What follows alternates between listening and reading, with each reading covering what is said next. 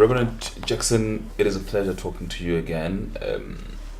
Firstly, what went through your mind when you heard the news last week, Thursday, that our beloved Mandela has passed away?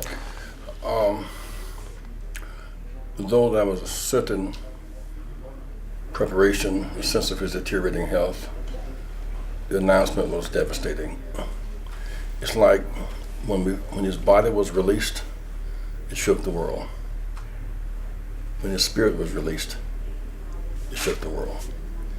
He is a man who had grown from the depths of poverty and being attacked as a terrorist. He became the most moral authority in the world. When he spoke, the whole world had to listen. Skin color apartheid, that was defeated. And I came in '79, blacks could walk around with passbooks.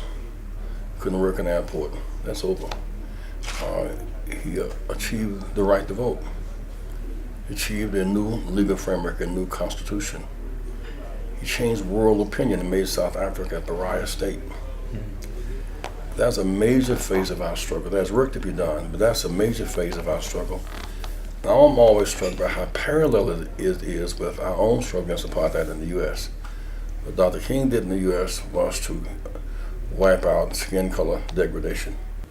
He achieved the right to vote, and by fighting the Vietnam War against it, he globalized our struggle. But it's interesting you talk about the U.S. because the U.S. was also directly involved in his arrest, by the way, because it was the CIA that tipped off the apartheid government, where he was, what it was doing, and that led to his arrest. Well, the CIA and the U.S. government was in partnership with South Africa. They identified Mandela as a terrorist and racist apartheid as legitimate.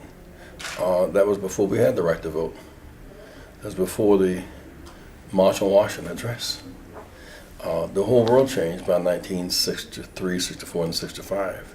So the U.S. was a part of it. Matter of fact, I gave a speech at the Democratic Convention in 1968 and 1984. I said, our kinship with South Africa is a moral disgrace, and people went up because there had been an attempt to suppress it. Republicans referred to ANC as terrorists. Democrats were basically silent. That's very interesting because that doesn't make sense to me. I saw that an interview where you actually said that as well. So it means it concerns you because you were quoted there saying, and to me, as I look at people celebrating him today, there are those who fought gallantly against him who now celebrate him as a martyr in death. Well, we love soldiers, but not veterans so much. We love martyrs, but not marchers. Dr. King was perhaps the most hated man in America. He was killed. He was hated.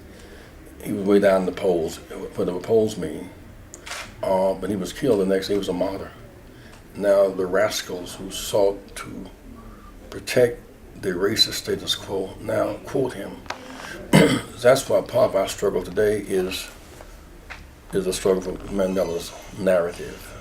He once told me, which I found maybe our last conversation here, because I asked him about Litters Leaf because I had never been there before.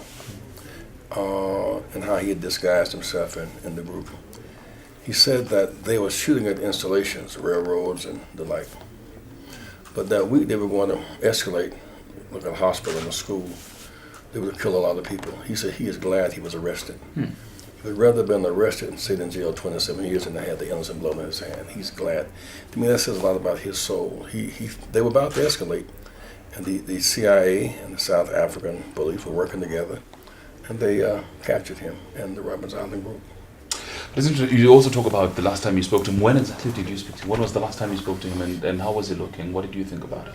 Well, a couple of years ago, at the most, maybe 18, 24 months ago. He was first very alert, had a hearing problem. He couldn't hear quite as well. But he was, and to the very end, his mind did not outlive his body. And that's what happens when you have dementia and the like, where your body outlives your mind. But his mind, he was sharp.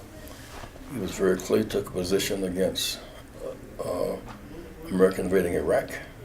His global view and principles never changed. The narrative now is that Mr. Mandela came in jail like some irascible, out-of-control youth, all these crazy ideas. And in jail, he matured into a mellower kind of guy. His demands were the same when he came out as when he went in. He said to be a non-racist South Africa.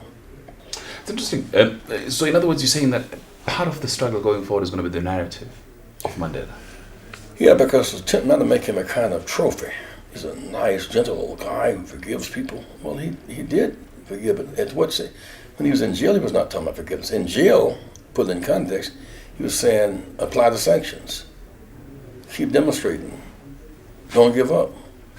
Nations who support South Africa are wrong. He was keep the pressure on. Fantastic. Reverend, good to talk to you.